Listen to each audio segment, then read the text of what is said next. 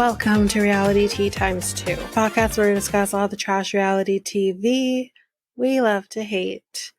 I'm Tanika, and today we're going to be discussing 90 Day OG.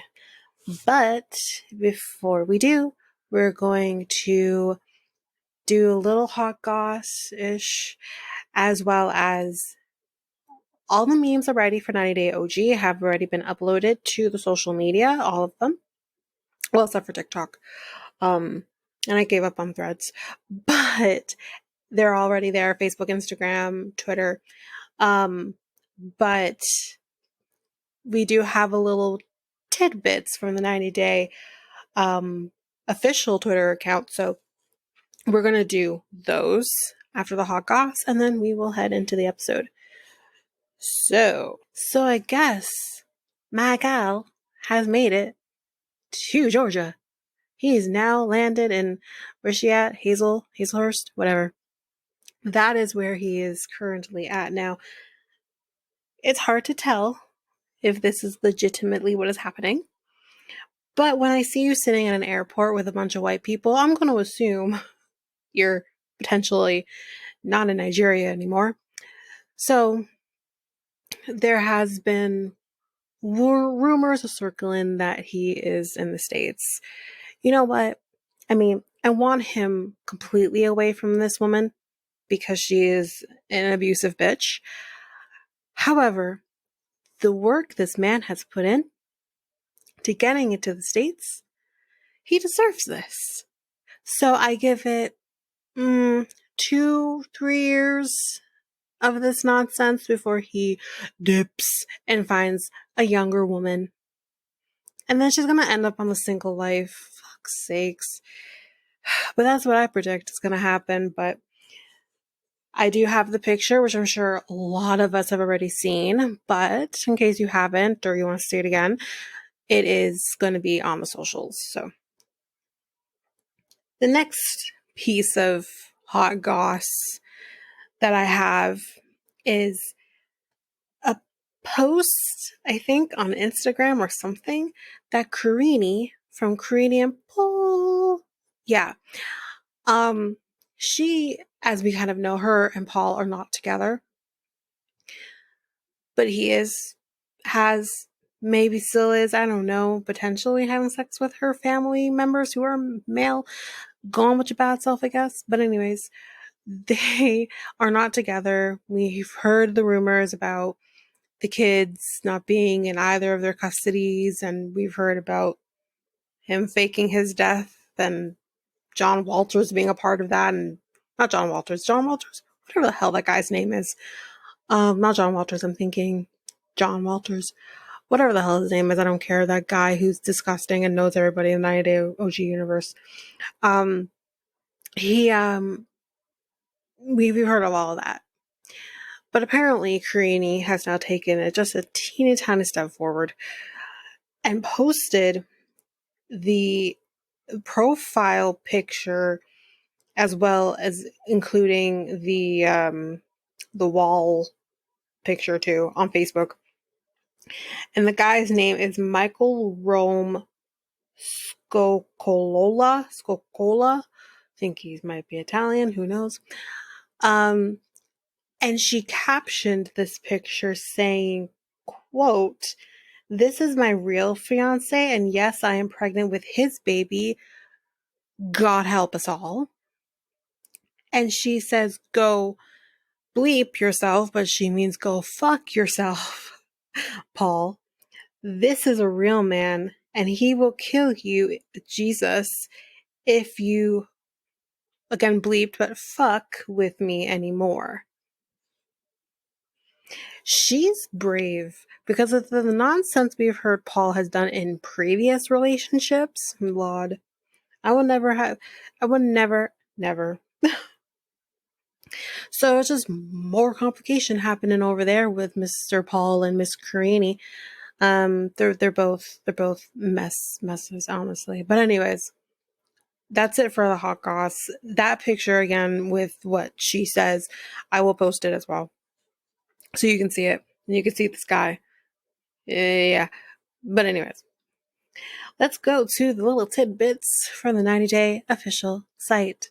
So, they say Clayton revealed that Anali set up a timer before they had sex because she tends to joke about the duration of Clayton's intimacy. Clayton claims the timer read either 3 minutes or 30 minutes. Sir, wouldn't you fucking know? So it was 3 minutes then. You lasted for 3 minutes, not 30. Don't be out here trying to make it seem like you can go 30 minutes. No, you can't. Does that man look like he can go 30 minutes? No. Anyways, whatever, dude. Next thing they had to say, Jasmine claims the most romantic thing Gino did for her before this particular dinner was dance sexy in a new pair of underwear which she bought for him. Okay. I mean, sure. Next. And we'll talk about this.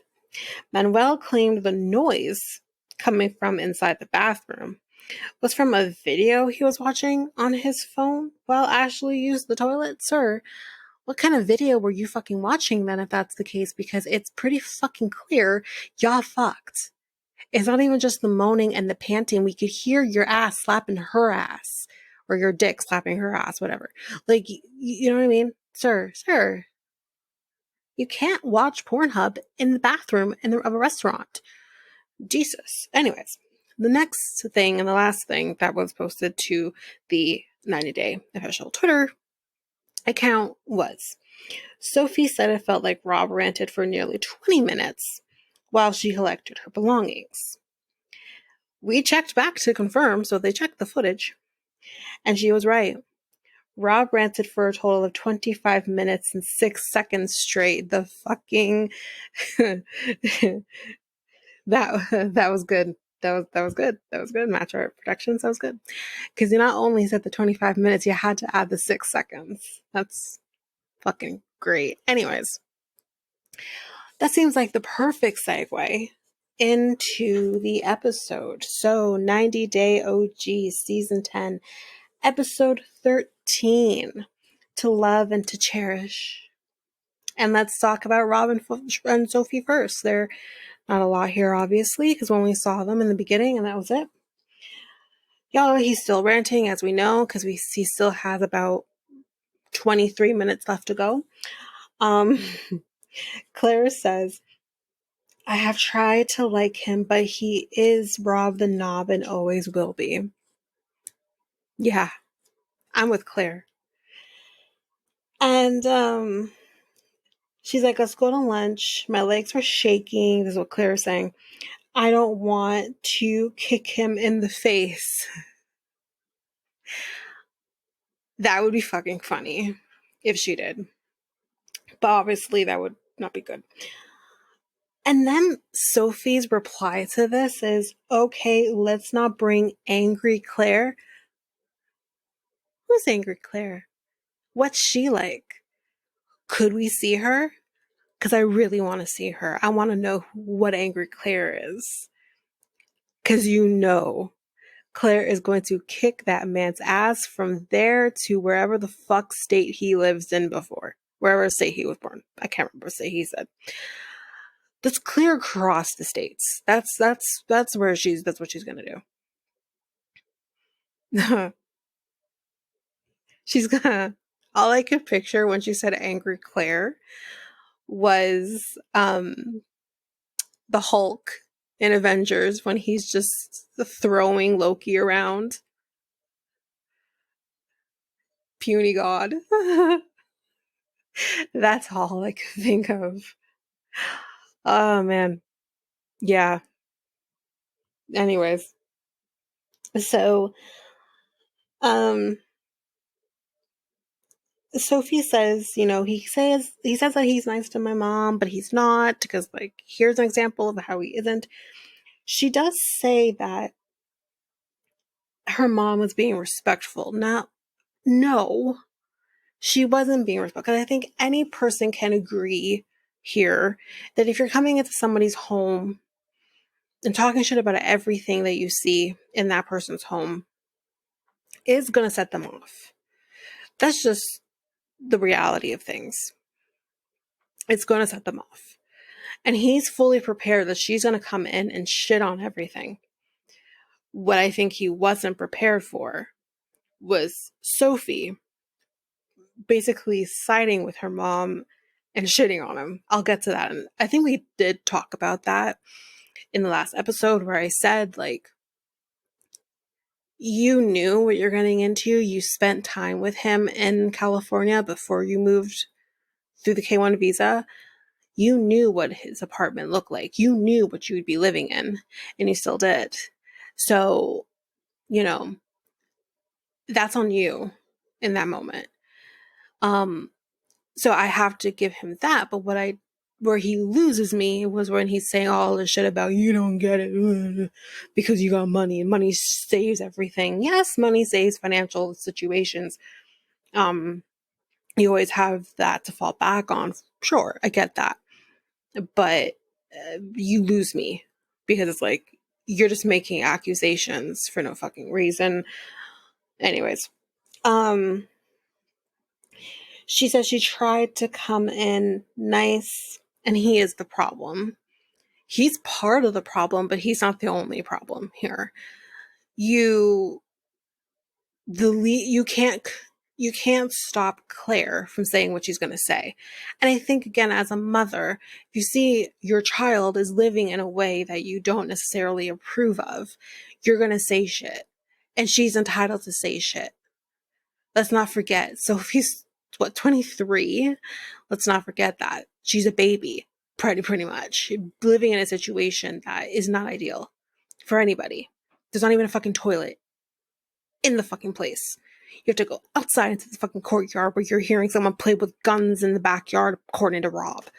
So it's just like, it's not great. So she's going to say what she's going to say.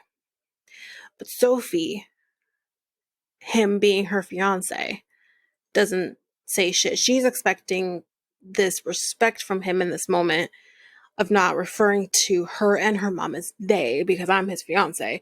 But he was also expecting you to be his team member when her mom is going to come in and shit on this. And you didn't do that.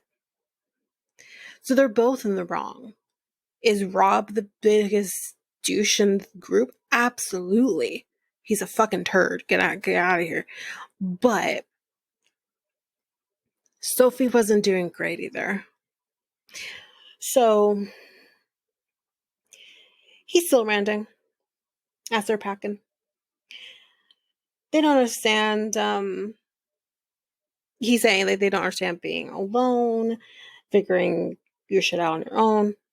They have no clue, he keeps saying. And I'm like, okay, again, you're making assumptions about somebody's life that you have no fucking clue about. You're making yourself look like an ass. So, still ranting, still going, saying it's disrespectful, the usual. He's referring to them, like I said, as they. And Claire's like, he's referring to us as they. Yeah, because he's grouping the two of you together because you've teamed up against him, basically. That's what he's thinking. He says, of course I'm not satisfied. I'm not satisfied with my living conditions. And I said, sir, so get a fucking job. No, you live in fucking California, particularly Los Angeles, because you're trying to create this. You're basically a Natalie in male form. Except, just like Natalie, it's not fucking working. The last thing you're doing modeling shoots and fucking random ass movies or some shit that's going nowhere that no one's heard of, and the only reason we've heard of it is because you're on this fucking show. But now you being on this fucking show shows your ass because you're a fucking ass and no one likes you. So this is not going to work out for you, sir. Get a real fucking job. Do something. Go get a certification in something. Do some trade work or something. And fucking provide for not only yourself, but for your future fucking wife. And get a fucking bathroom in the same fucking vicinity of which you sleep in. Not one that you have to go through the fucking courtyard and hope someone isn't playing with guns in their backyard, according to you. This fucking guy. Seriously. So Claire, when she comes out, okay, sorry, before that, because I skipped ahead a little bit. Sophie thinks that he's jealous of her upbringing. Absolutely he is. This is why he's with her. Because it's the money for him, and he's not getting that. Because she doesn't rely on her family for money. Again, he's still ranting. And she comes outside and she's like, we can hear you. Like, we can hear everything you're fucking saying. You douche. And she says, just like him, is disrespectful. So we got disrespectful twice between these two. Claire apologizes for raising her voice, which I didn't think she really raised her voice until he did. If she even did. I can't even remember if she did. But I remember he did. But she says, but she doesn't apologize for what she has said. And she shouldn't have to. Why should she? She sees her daughters with a man who can't really seem to fucking provide for her. I wouldn't apologize for that either. So, and again, I'm not saying a man should have to provide for you, but in this situation where she can't work until they get married, until they do the change of status, until you have to wait for all that shit. And I'm not sure how much U.S. immigration is still backlogged because of the pandemic. She has to fucking wait to work. So in this situation, yeah, you need to provide for her and you're not.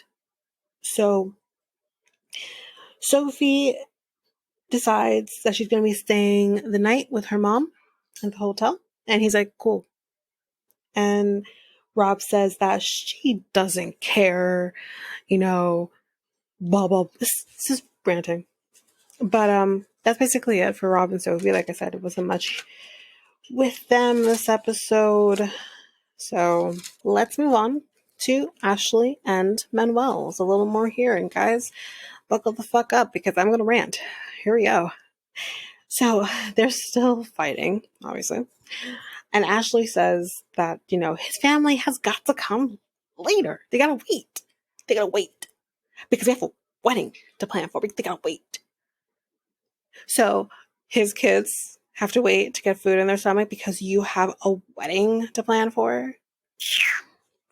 Anyways, she goes back out and she says, let's go take you, hot friend, to the airport.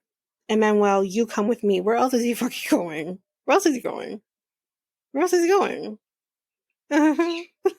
Anyways, so she's like, you came here with a backpack. And I'm like, why did he come with a backpack? But again, it felt kind of just gross how she said it. She's like, I bought you clothes and this and that. And I'm just like, so why didn't he come with his clothes? Here's the thing too. He says that he has 5 pairs of everything and that's all he needs.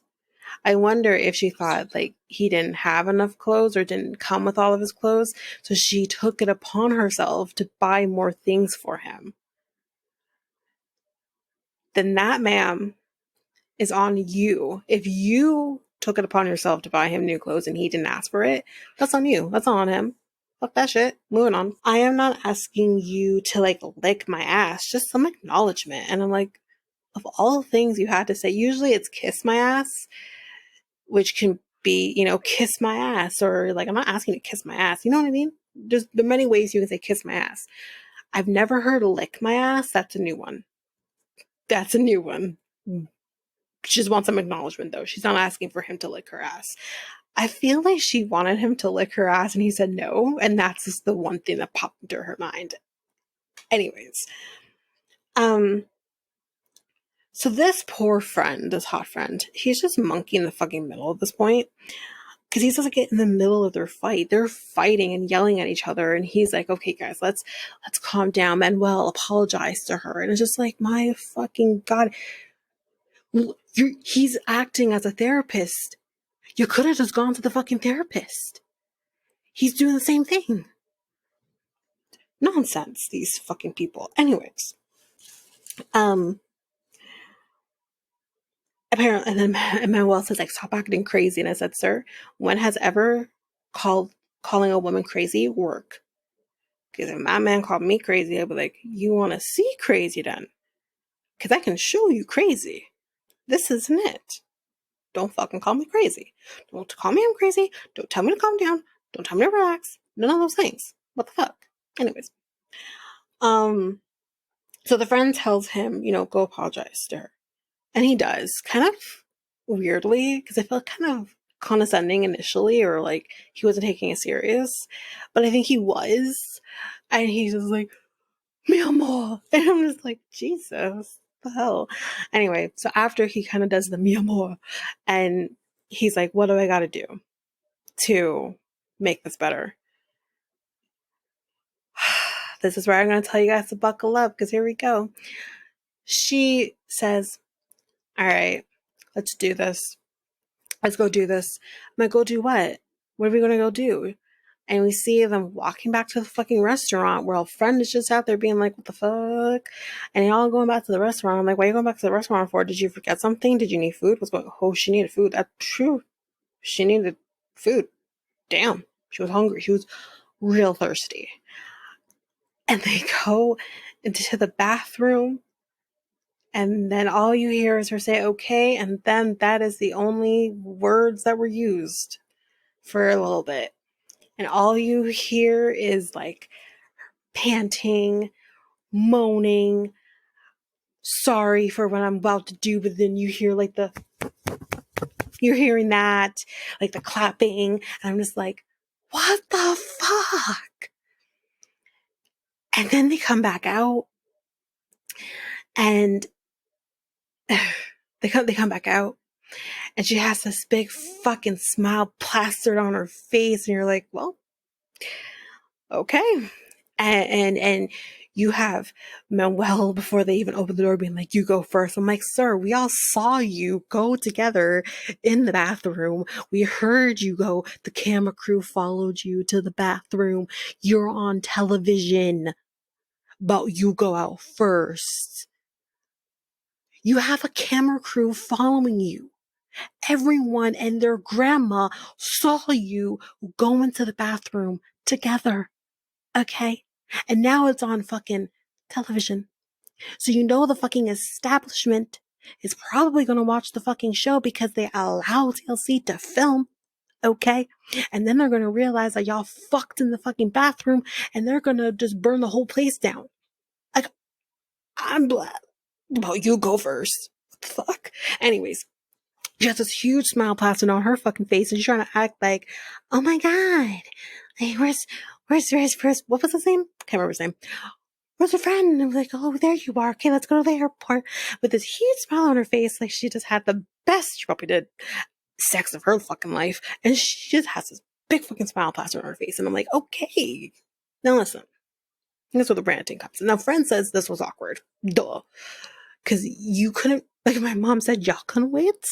Y'all couldn't wait to go back to the house. No, because they had to drop a friend off at the airport. So you could have pulled over after in this fucking in the car. We all done it. Anyways. So yeah, here's what I want to say. I got two things. Number one. It's really great that you guys have a really healthy sex life. Go on with yourself and go fuck in that bathroom. Who gives a shit? Sometimes, we all know, sometimes when the itch is just hard to reach, right? You just need that itch to be scratched. Sometimes you need help with that. I get it. But the part that makes it gross here in this moment is, number one, you're angry with each other and you're trying to balance the shit out with sex.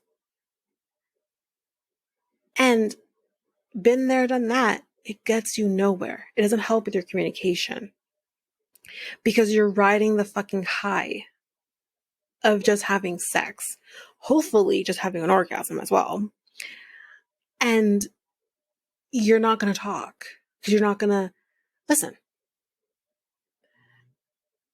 I literally said to my boyfriend one day, we have things we need to talk about. We need to plan shit out. Like, nothing bad, but he didn't know that. I think he thought it was. And he's like, no, I don't want to have the conversation. Let me just live in what we just did a few minutes ago. And it's like, okay, yeah, cool. But we still need to talk. Like, it's not bad. Like, what the fuck? But that's just a great example to kind of show, like, once you have great sex, you don't want to talk about the bad shit or the heavy shit or any of those things. You want to revel in the glow of the sex. So you're not going to talk. This is the fucking problem with you two. You don't talk. You just fuck. And there's that. So it's just, for me, it's just like, really great. On the one hand, you guys have great sex. Great. Perfect. That's how it should be. You should always want to just fuck and not get enough of each other. It's great. But on the other hand, it's like, it's great to have that, but you also have to have the communication, and you don't fucking have that. This is never going to work. Now, I think, spoiler alert, they are married. They are together. He's still here. But I give it 5 max years. Because unless they can get the communication in order, that's what I say. If they can get the communication in order, then it's possible that this could work. But I don't think it's going to work. That's just me. But anyways, we are going to go take friend to the airport. So that's kind of that. So the next scene, after taking friend to the airport, she's like, okay, we're going to change the energy because the tomfoolery that happened at the restaurant, it can't happen again. So your solution to dealing with the quote unquote tomfoolery is to do a ritual of some sort. Anyways, she's lighting a candle as she's saying this, and he's like, who we mourning? She's like, what? She's like, who died? And she's like, no one. And he's like, so what's with all the candles?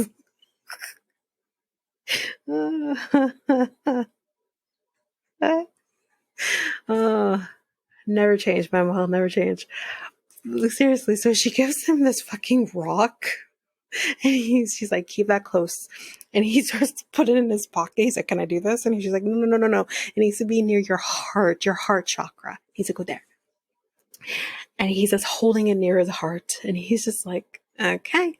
So she's like doing this shit. And she's like, okay, so this rock helps with the crown chakra, which is where we need to be at.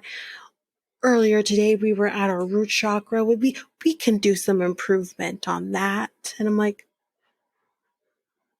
oh, okay. Anyways, she's done the fucking ritual, and she's like, okay, I'm gonna go out now. Okay, bye.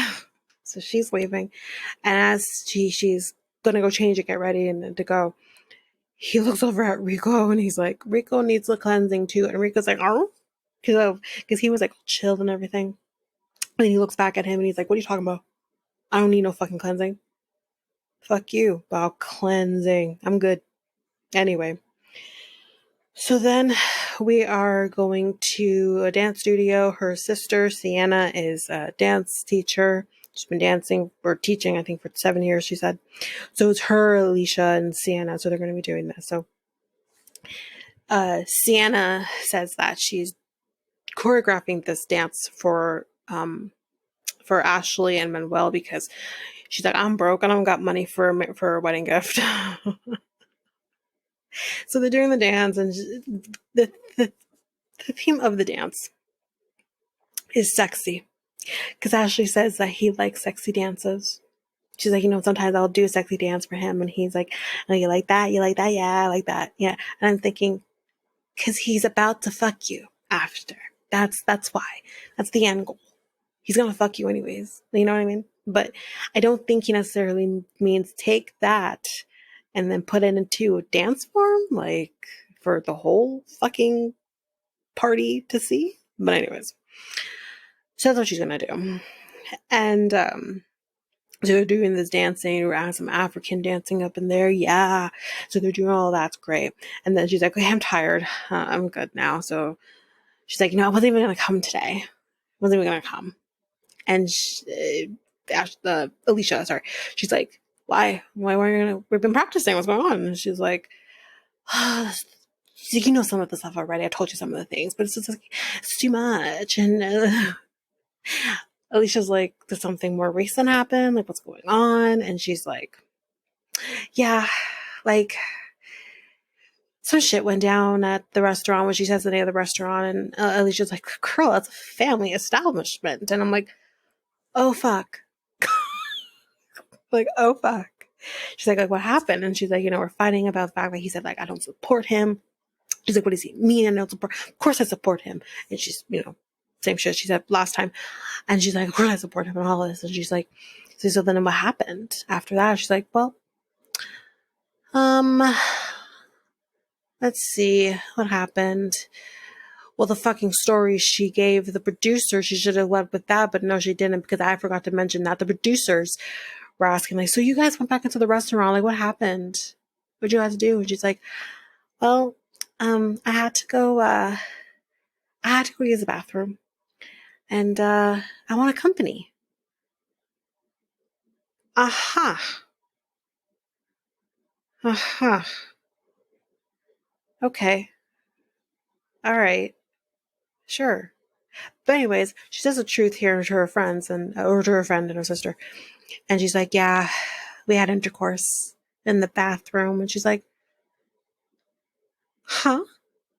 Again, family establishment that y'all going and getting real nasty at.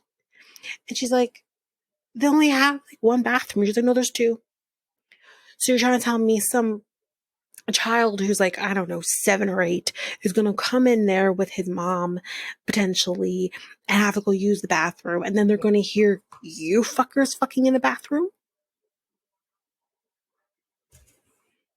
Okay. Sounds right. So she's like, yeah, we had intercourse. And they kind of both say, sister and friend kind of both say, like, listen, all you guys do is fucking fight. That's literally all you do. And I think it was Sienna. Sienna says that she'll call me and complain about their arguments, and the next day I'll call them and be like, it's all good, and then it's fine. It's great. It's perfect, because all they do is fuck. But yeah, she's like, he's the best thing that's happened to me. He's I think she said compassionate or passionate or something than any other relationship that she's ever had. He's driven and all this nonsense. And she's like, that's why I'm probably going to marry him. Of course you are. We already know this. But she's just like, the good outweighs the bad. And I'm just like, does that the case for him? But anyways, that's basically it for Ashley and Manuel. But it's just these two, I mean, they're great TV. That's for sure. That's definitely for sure.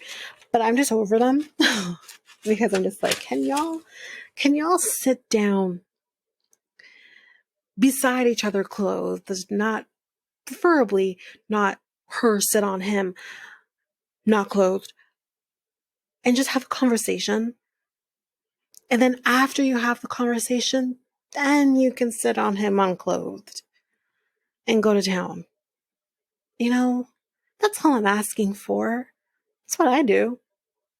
If we have an argument, we duke it out and we deal with the argument. We deal with the situation at hand, and then the sex is bomb. That's all I'm asking. And you guys will live happily ever after, whatever.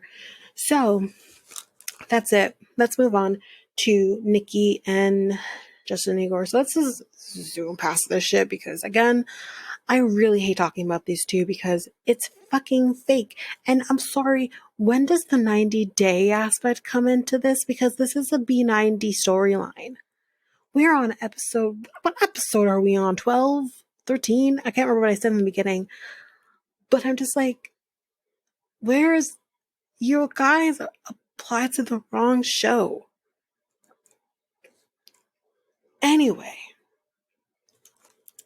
she broke a nail and she's gonna go get it fixed because I'm a Jersey girl and Jersey girls don't have broken nails when you have an engagement to go to or whatever the fuck. And I was like, okay. I mean, she's not wrong. We all watch Jersey Shore. She's not wrong. So most of those people were actually not from Jersey. Anyways, so she goes to this girl. She makes sure she can speak English and all of this nonsense. And then she sits down and she starts telling her fucking life to this nail tech.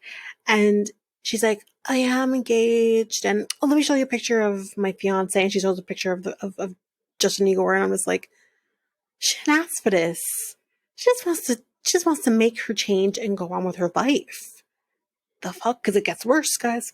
It gets worse. So this she starts telling her about the issues that they're having. She's like, yeah, like we have so many issues. Like we don't have sex. We used to have sex like all the time before, like when we were together the first time, like 3 or 4 times a week. And then now, like, or I think she said 3 or 4 times. For all we know, she could have said 3 or 4 times a day. Cause like, I mean, Ashley and Manuel, it's what they do. But anyways, she's like 3 or 4 times a week and we'd have sex like all the time. And now it's like once a week, if that. And I'm thinking, once a week is healthy, right? No, I'm kidding. But, you know, yeah. And, yeah, so she's just like, and I'm saying, okay, again, girl, this girl just wants to make her change and go on with her life. She does not want to be scarred by the fact that you don't fuck enough. Like, I just, yeah. So, and then she starts, as she's kind of saying everything to this girl, this accent starts to appear. And I'm like, what is happening?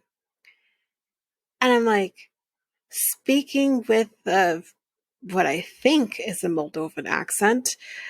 I think what she's trying to fucking achieve, anyways, isn't going to make this woman understand you more. She's literally going to, when you leave, go to her coworker and say, this bitch.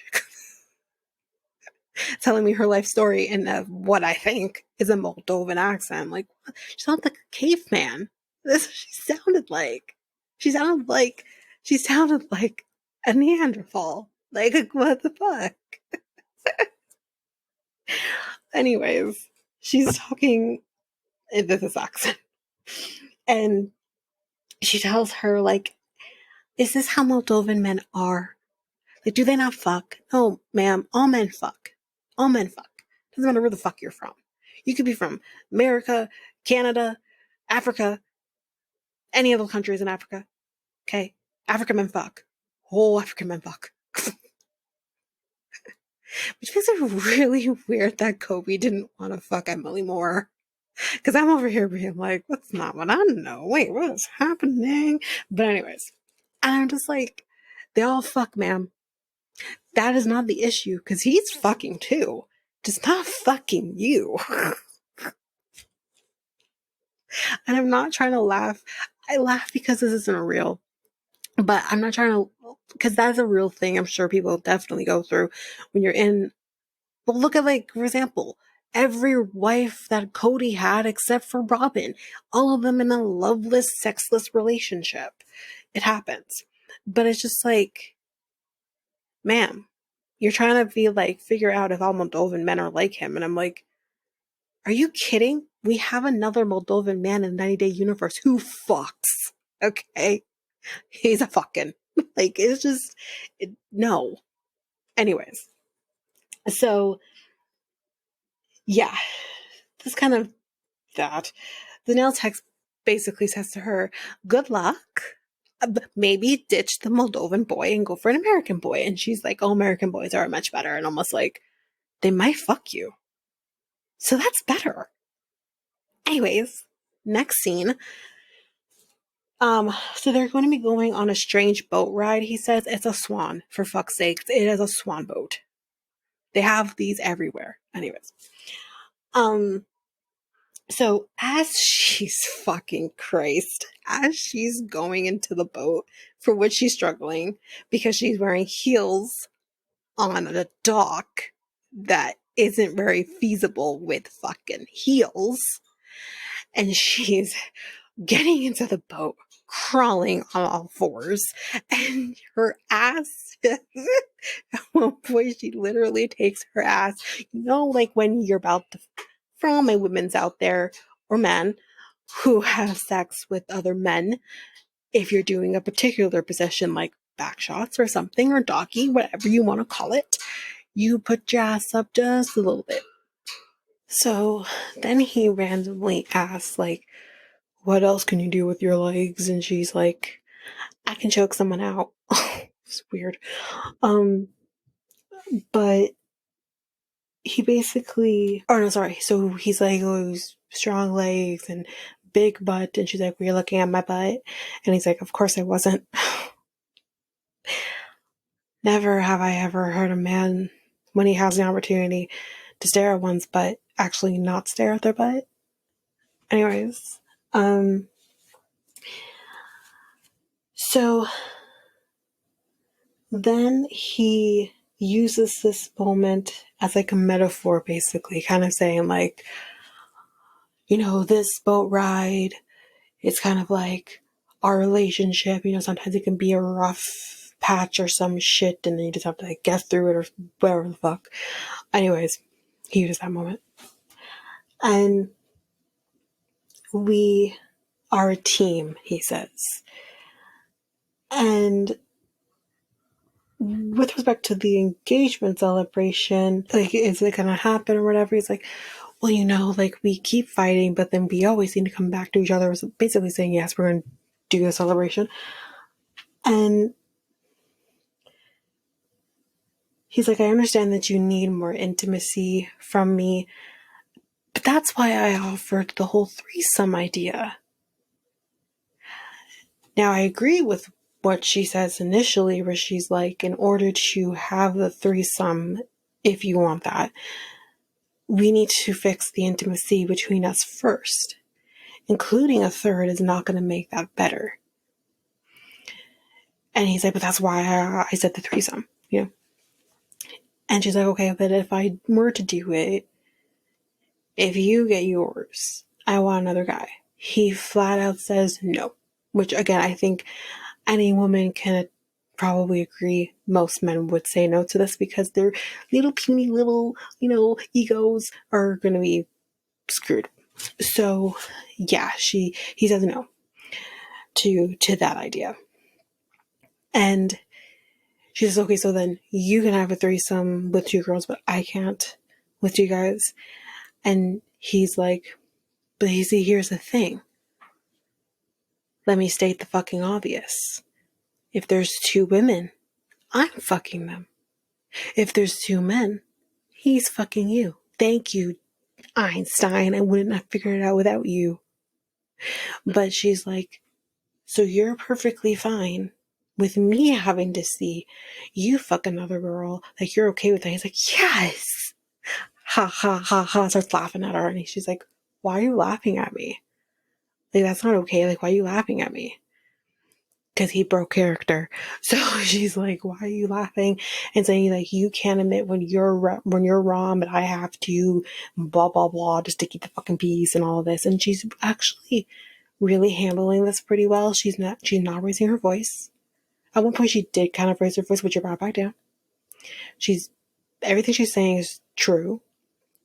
She is actually being very calm in this moment. But he's just, again, the Lego boy is this is like, listen, I can't deal with this right now. I don't want to deal with this dress. And he gets up and he walks away.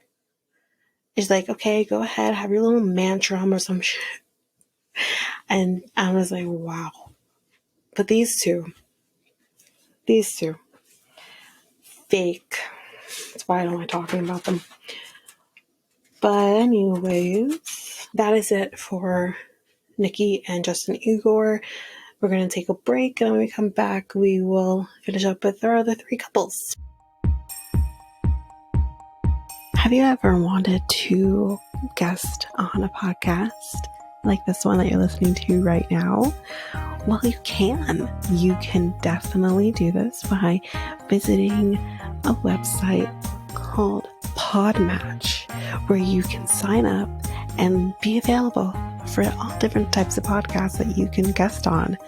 Or you can even search for a podcast and say, I want to guest on your podcast. I think we'd be a good match. So if you want to do this, you can go to our unique link, which is joinpodmatch.com/reality, and you can sign up and do exactly that. And you can find us and you can guest on our podcast. So again, that unique link is www.joinpodmatch.com. That's joinpodmatch.com/reality, REALITEA, and you can be a guest on our podcast.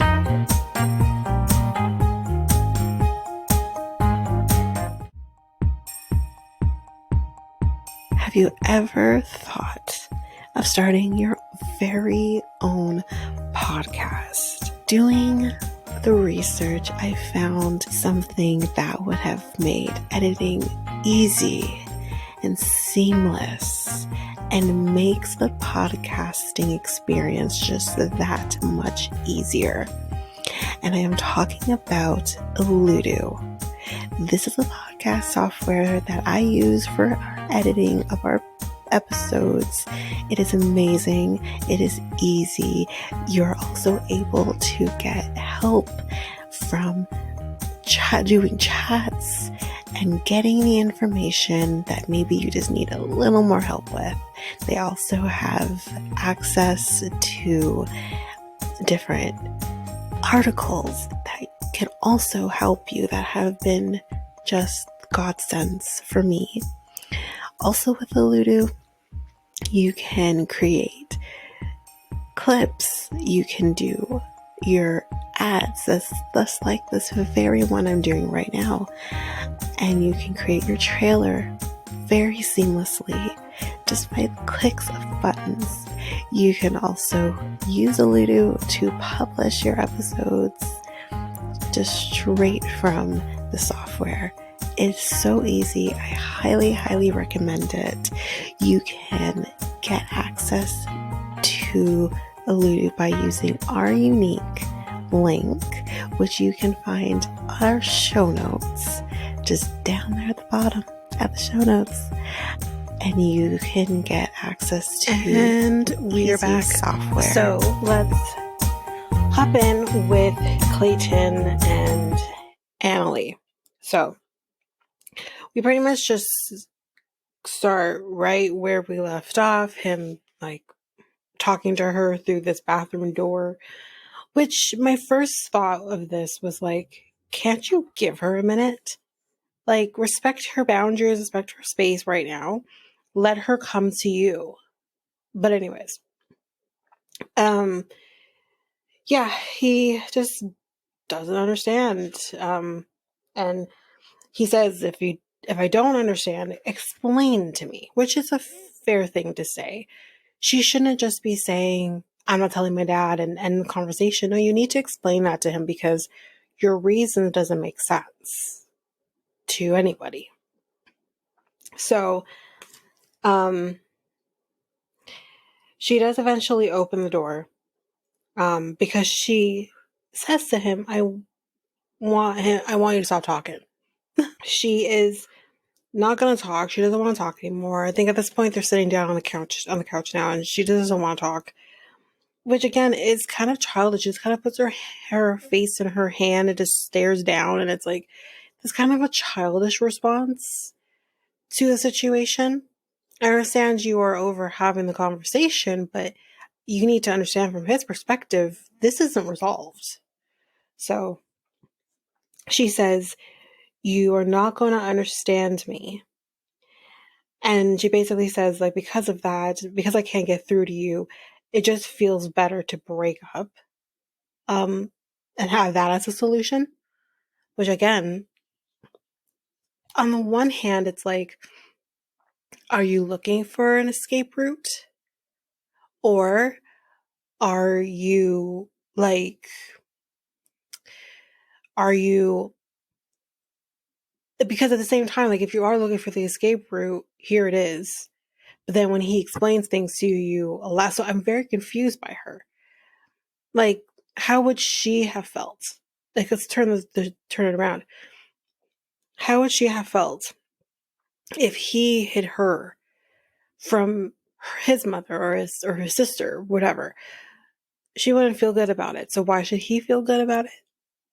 Anyway, he explains to her what she already knows this, but maybe isn't quite understanding how he's comparing the two situations. He says the feeling of being hid reminds him of his past relationships where he was also being hid in the same way that Anali's hiding him. In those cases, it was cheating. So they weren't hiding him because of family or whatever. They were hiding him because they were cheating. So it was a totally different situation, but he's comparing the two. And he says it just feels like things are just repeating. She says that she is aware of the situation with his past relationships. She does say that I'm not these people, which is fair, you're not, but you're also not helping by hiding him. She does say, listen, I'm not those people. I don't feel comfortable doing this, but at the same time, I want to make you happy. So in Sarper fashion, I'm going to create a post online and post about you. She actually did a post.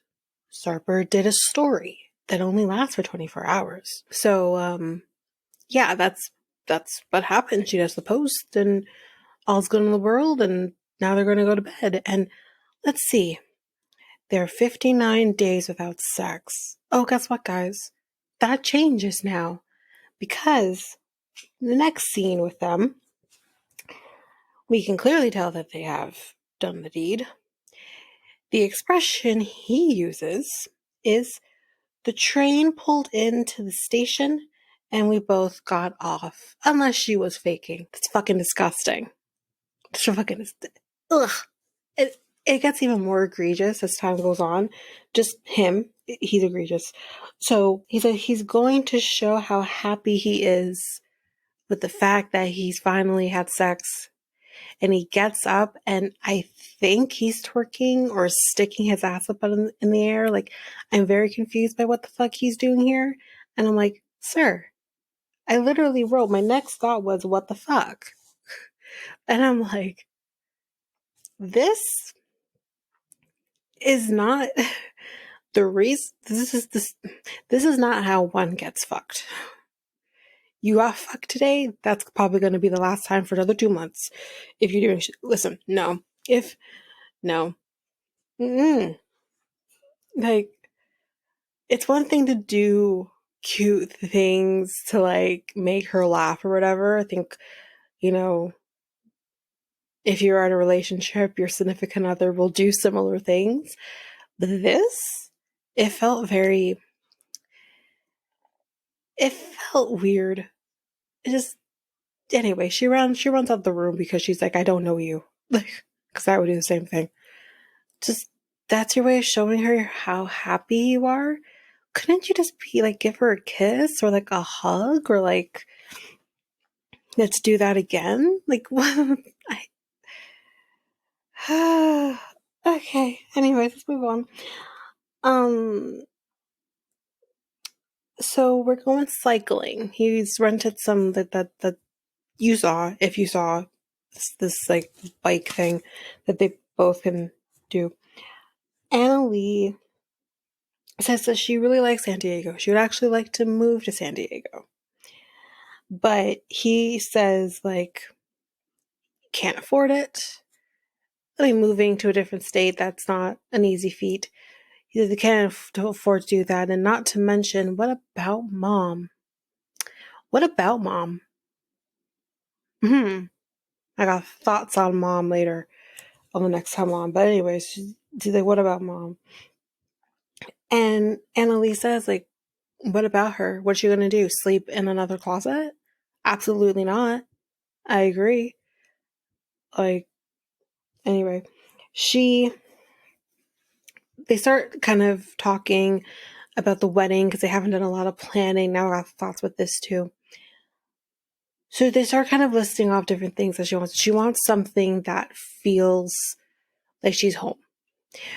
So the solution for said feeling like you're home is to have a person dressed in a guinea pig costume when you have guinea pigs at your home. And then she also would like to have a llama, a real one. And I'm just like, so wait, you're going to have a fucking petting zoo at your wedding? What's happening? So his solution is, listen, we on vacation and we're running out of time because I think they have like less than a month before they have to get married. So because they're on vacation, let's call up Brandy and ask her if she can help with the planning, aka can you help with the money situation because shit's expensive. Why are you calling Brandy, who from my understanding has kids, and she... But anyways, he says that he is enlisting her help because she has been married 3 times, divorced 3 times. So who is a better expert than Brandy? And I said, God damn. I think she is the last person you would ask for any sort of marriage advice. Because my girl hasn't perfected it yet. But, okay. But yeah, I'm just like, okay. So anyway, it's a caller. The first thing that's brought up by Anali is she would love to have an American bachelorette party. Strippers and all. That's what she wants.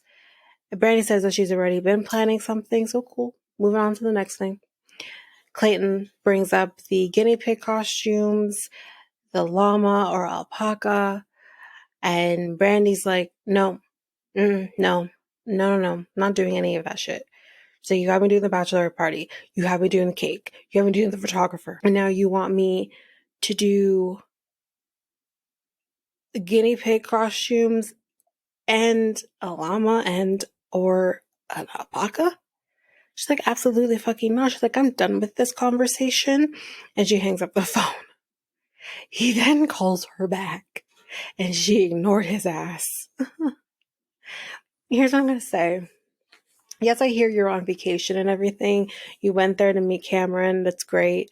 But you have a fucking wedding to plan. And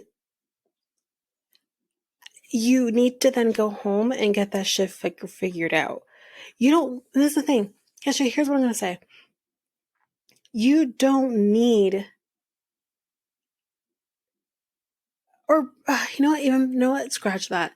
Instead of asking Brandy, why can't you ask Closet Mom to make a call and just inquire, and then when you get home you can figure out financial and all of that? Why can't you just figure this shit out? Maybe like you should have figured out those details, ironed out those details so that you know what you're doing. And again, Brandy's doing all the important shit. What are you two doing? This man works. Because I feel like the reason he's getting Brandy to do those things is because he financially can't afford it. Like, what are you doing? What are either of you doing? Now, I know her for her it's limited because she's not from there, but point her in the right fucking direction and let her figure it out. You work from home. What are you? I'm so confused. I don't blame Brandy for saying, I draw the line at the animals. because you have me doing all this other shit. Like I don't have like I don't have a life. Like, no, that's stupid. Anyways, that's it for Clayton and Anali. Let's move on to Sam and Citra. So they're going out because they're going to have one last hurrah before he converts. Now, I don't want to judge, but isn't Citra already Muslim? Well, you're not supposed to drink or anything. Like, I don't care. Have fun. Do what you want to do. I've known Muslims who don't abide by that by any means, but it just whatever. Moving on. Meanwhile, as they're waiting for the Uber to come pick them up, Papa Sam is watering his grass. Or watering the big-ass Bigfoot footprints that are on his lawn. And Citra, thanks to the producers, asks him, what you doing there? Because the producers are like, what the fuck is this? Hey, yo, one of you two, can you ask about these things? What the fuck are these? Like, So, Sam's dad basically says, listen, one night, we're in the house, we hear these loud-ass footprints on our roof. The fuck? On the roof. And then they, I guess, jumped off the fucking roof like Santa fucking Claus in Santa Claus. And left these footprints on the lawn. I don't have an explanation. I don't think it's fucking Bigfoot. Because, trigger warning for those who believe in Bigfoot, that's just not real. But, I mean, maybe it is. I don't know. I'm open to my mind being changed. But what the fuck? It's probably something was left on the lawn and it burned out in the sun in two different places. Because where's the other footprints? Does it vanish after that? Like, where'd it go? And I don't think Bigfoot is that big. Like, he'd have to be real big to make imprints like that. I don't think he's that big. The only other thing I guess could be aliens, but why is the circle so small? Aren't spaceships bigger? I mean, the one that E.T. rode on was bigger. So, I don't know. But then that doesn't explain the footprints on the roof. Listen, I'm trying. I'm actually more intrigued by the story than the whole episode, pretty much on a whole. Anyway, that's that. The Uber's here. Now they're going to go to a little bar called Boozers. Now, ain't that the nail on the head? Boozers. Couldn't try a different fucking name. Y'all called it Boozers. Anyways, they're at Boozers. And they're going to go get a drink. And she's never had a drink alcohol before. He says he's not big on drinking, I guess, nowadays. But, because I think he used to. So he's like, can we have something that's alcohol, but it tastes good? So the bartender's like, okay, so you want something fruity and pretty. 30, flirty, and thriving. Yes. So they get this drink, this fruity looking drink. Looks actually really good. Kind of looks like a Shirley Temple kind of. Kind of. We've had Shirley Temples at this one place at a restaurant that put like the orange in there. It's not traditionally with an orange, but they have the orange in there, and it kind of had that look to it with some form of alcohol. I'm assuming vodka, but looked good. I'd have it, and she liked it, so it's great. Then he's teaching her how to play golf. Golf, God, pool. Teaching her how to play pool golf in a bar. That'd be the day. Anyways, they're teaching her how to play pool. They eat some food that's like a shitload of food on this one plate and all that, but they seem to have fun. But she's like, don't tell my dad about the diversion situation right up front. Actually, I think she told him that later. But anyways, yeah, she's like, don't tell my dad about the alcohol. We're going to keep it a secret. So anyway, I don't know if it's the next day, but the next day, let's say it is, they're going to be heading to the mosque.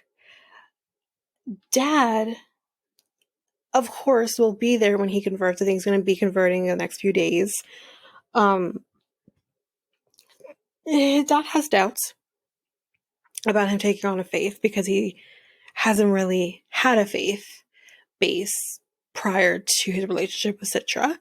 As he does say later on, he was an atheist. So he's unsure about how he's going to handle this, but we'll see how things go. Now that's a fucking response, Mom.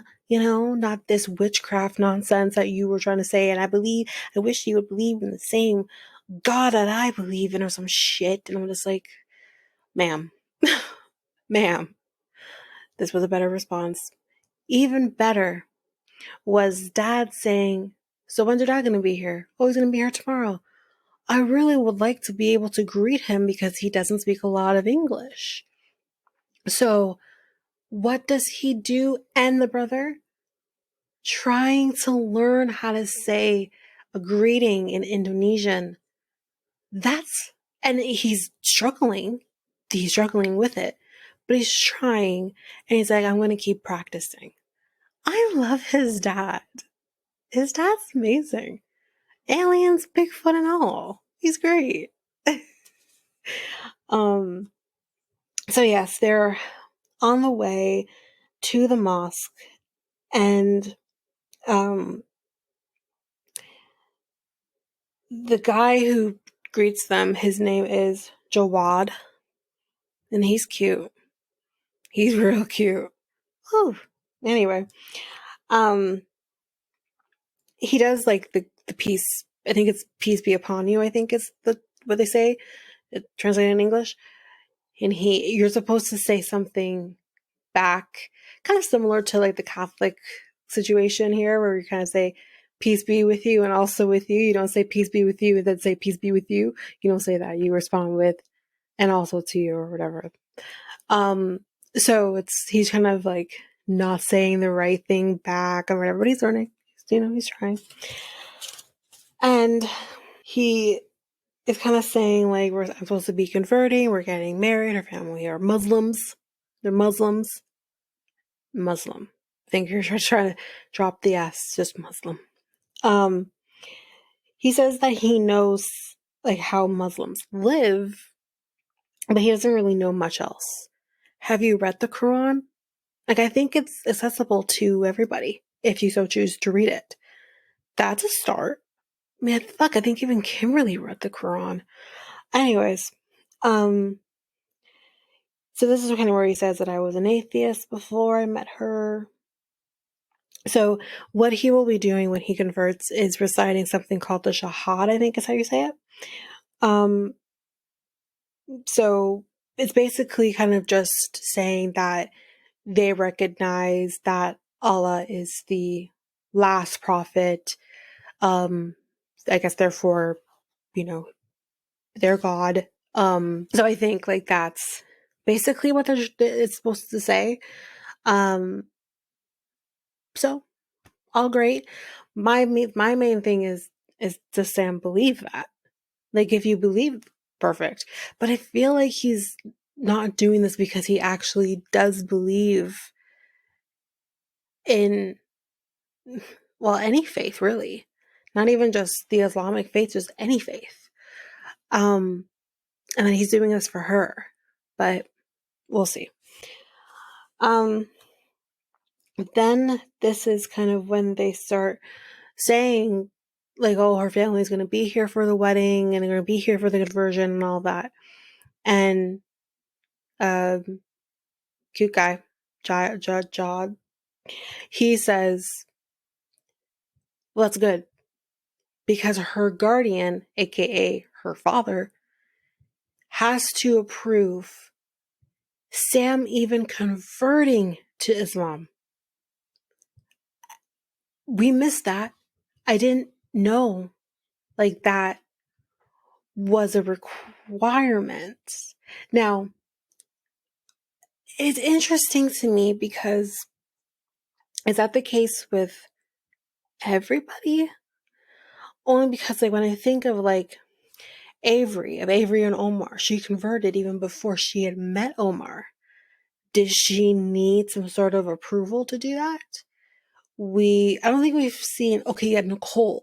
Nicole had to convert before she got married. Was there an approval process for that too? Like, I'm just curious. Is that across the board, or is that the narrative that the story is trying to tell us right now? Just to add the added stressors, I guess, because their storyline is so compressed. So, yeah. Anyways, so we are headed now to go pick up one of her sisters from the airport, and then they're going to meet her father and her other sister at the hotel, because they arrived the day prior. So this is where she says that she doesn't want Sam to tell her dad about the diversion right away. She doesn't want him to get kicked in the face. He says that like her sisters are kind of mean girls. They have made him feel worse than any bully he's ever encountered. And I said, that is some shit. They have gone as far as to call him Popeye. Now, I initially laughed because he kind of does look like Popeye. But now what I didn't realize is that I don't know if they're taking cheap shots at the way he looks, in the sense that he can't control that's fucked up. And Citra really should tell them to stop doing that. But he does say that they really do care about each other, him and the sisters and vice versa. So it's fine. He says that her sisters kind of think that all Americans look like Ryan Gosling. Okay. I understand what you're trying to say. But let's try this again. Guys, Ryan Gosling is Canadian. Okay? Just remember, he's Canadian. He belongs to us. Look. Ryan Reynolds, same thing. He's Canadian. Just saying. That's ours, too. That hotness came from my country. But it's not the first time we've seen like someone comparing American men or whatever to people who do not live or not so much live, were never born in that country. We saw that with Mary and Brandon, where she's like, he, American guy, he kind of has like the Harry Potter look, and he looks like Justin Bieber, and I'm like, neither of these people are born in America. One's Canadian and the other one's British. Like, anyways, so her sister apparently took a laxative while on the plane and made her poop, and now she's bloated. And she's like, I'm so proud of her that she pooped on the airplane. I couldn't do that. I'm like, me neither. Good for she. Anyway, so she kind of just reiterates that until they are married, her dad has the final say and everything. So they get there, dad hugs him so affectionately, it's so sweet. And again, trying to do the greeting, and he's butchering it, but he's trying, that's all that matters. And he's like, I'm ready to explore Kansas City. The hotel is boring. So yeah, he's ready to just get out of the hotel. And Sam says that to her father that, he is ready to do the conversion to Islam. And he does say that Muslims are some of the nicest people, which I've heard that. I mean, I can also attest the Muslims that I have come across, except for those that I have had sexual relations with, initially are nice and then they're just not so much. But the friendships I've had with Islamic people are amazing. On a full disclosure, my therapist is also Muslim as well, and she's the nicest person. So I've definitely heard that. And he says like they're some of the nicest people, and he is hoping that converting to Islam will give him the peace he's never had. I hope for that, and I think a lot of people have the hope that a faith will help them through difficult times like addiction, but that's just one step into staying sober. There's so much more that needs to happen. So I hope he's doing that work as well, and that the faith part of it will complement what he's already doing. If he's only relying on the faith, it's not going to work. And that's in my honest opinion.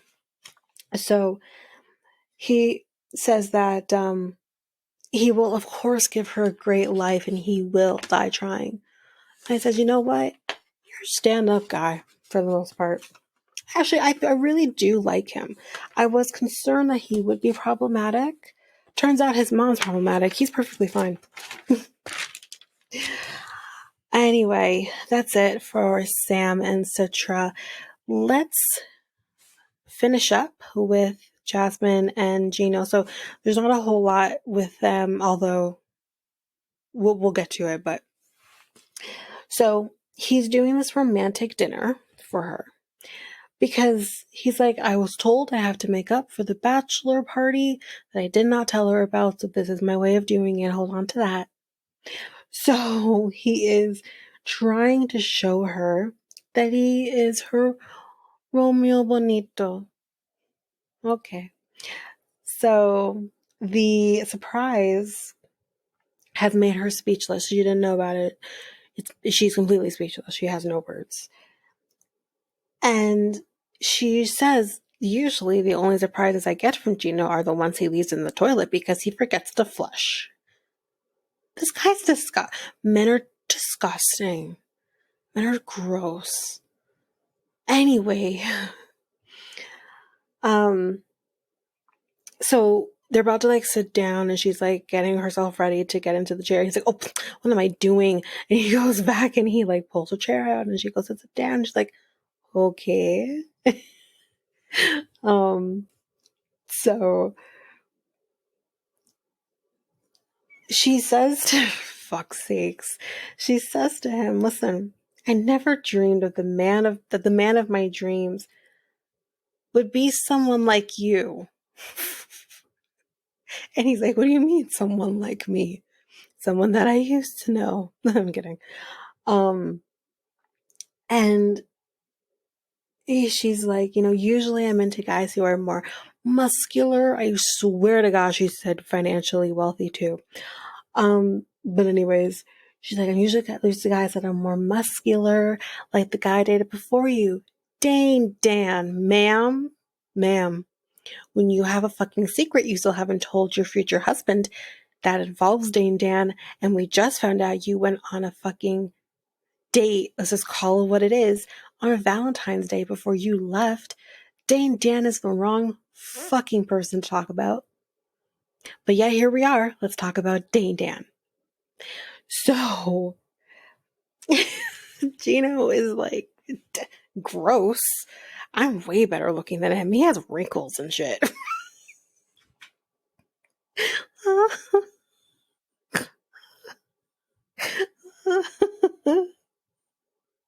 Gino, no. It was so mean. He has wrinkles and shit. She's like, no, that's the kind of guy I'm usually into. I swear to God, she also said that he has like blonde hair when Gino has like a patch of hair. Anyway, She says that, but this just proves that this is true love. And she says that I am the luckiest girl and I need to learn from you because I'm what? And his response, yeah, you're really a bitch. And she says that she wants to do better when it comes to his family as well. Then all of a sudden, my guy just starts bursting into tears. And Jasmine is like, what is going on? Why are you crying? So then we come back to them and he's still crying. She's like, Gino, what is going on? Why are you crying? And he says, it means a lot to me that you're willing to try with my family. And she says, I didn't realize how much this was hurting you. And he's like, but you're willing to try. And she says, yes. And she, I think he starts crying more after that too. And she gets up and she hugs him and she says, I'm sorry. There was someone else who apologized and I was flabbergasted. Oh yeah, no, Natalie. What is going on with the women on this show? First Natalie apologizes, now Jasmine's apologizing? What fucking Twilight Zone did I enter into? What is happening? But, then he all of a sudden gets up. He comes back with his gift bag. And he is popping the question again with a new ring that this time it is a diamond. And he proposes to her in Spanish. So, I did think this was really, really cute. And I was like, oh, it's going to get ruined. And they say, cheers to a wonderful weekend. Now they're going to go have sex. Lots and lots of sex. Maybe she'll pee on him again. We don't know. Anyway, let's go to the next day when everything comes crashing down. So they're packing to go back to Michigan. And she says, don't forget your hats. And he's like, of course not. They're the most important thing in my bag. And she says that she wants to come clean. And she tells Gino, we're doing so well, and I want to keep that going. And this new Jasmine needs to confess. And he's like, what? Confess, We're just all over here kind of being like, freaking Hamilton. For those who've watched Hamilton, Thomas Jefferson, and you got James Madison and Burr kind of being like, confess. We're all leaning in. So she says, so the surgery. He's like, what surgery? My butt. Oh, you mean the one I didn't know about? Gino, the cheap shot wasn't needed. Anyways, yes, that one. And she's like, okay, well, I had $8,000, $4,000 from you for the dress, $4,000 of my own that I saved away, but I still needed $2,000. So I asked Dan for the other $2,000 that was supposed to be a loan. And when I went to go pay him back after, he told me it's a gift. It's a wedding gift. So it's no longer a loan. So he says, why does Dan always pop up? Why do you continuously go and talk to Dan? And she's like, he's my friend. And he's like, yeah, but this is also the person that, if you remember from last season of B90, this was the same person who you yelled about fucking before I came here and saying that he fucks you better and all this nonsense. So, yeah, he has a fucking point about that one. So, she says that, it's the wedding gift, it's meant for both of them. She's like, you're the one who's going to enjoy my butt, or I think she said fuck my butt, but I'm not sure if she said fuck or lick or any of the above. I don't know. And she's like, you're the one that's going to enjoy it. He's not going to enjoy it. And like, whatever. And I'm like, but the problem here is it's Dane Dan that gave you the money. When you know that Dane Dan is not great. So then he says, all right, well, we got to go. I don't want to hear any more about this today. And he's like, you just had to go and ruin a great weekend, and we had all this momentum, and now it's gone. And is it ever? But that is it for Gino and Jasmine, and that's pretty much it for the episode. So let's go through the next time on. So Sophie isn't mad enough for Claire. And he doesn't feel like they are on the same team. No, from either of you. Justin, Igor, and Nikki are going horseback riding, and it's just completely awkward. Manuel does not want to adapt to Ashley's culture of spending too much. Citra's dad is meeting Sam's family, and he's going to be telling him about the diversion. And her father, whose name is Herman, by the way, does say that if he does end up in prison, that he will bring Citra back to Indonesia. Which clearly, that doesn't happen because, spoiler alert, they're clearly married because isn't her sister marrying her brother, or is already married to her brother? Anyways, or his brother, I mean.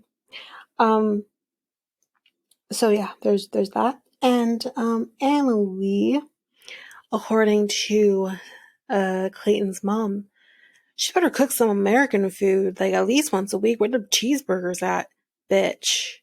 If you want a fucking cheeseburger, go to Checkers or wherever the fuck you guys have in the States. Sonic. I would try some Sonic. But anyways, there are options for you to get a fucking cheeseburger than having her cook you a cheese fucking burger. Where, ma'am? Where? You better be happy she ain't cooking those fucking guinea pigs. Anyways. And then she also says that, and he kind of eggs us on too, that she's not trying to learn English. Yes, she can understand every fucking word they were saying, and I said, bring it on, because she gonna be pissed if she's not already. So, then Jasmine and Gino are fighting while she is holding a knife. Gino, abort. She's gonna kill you.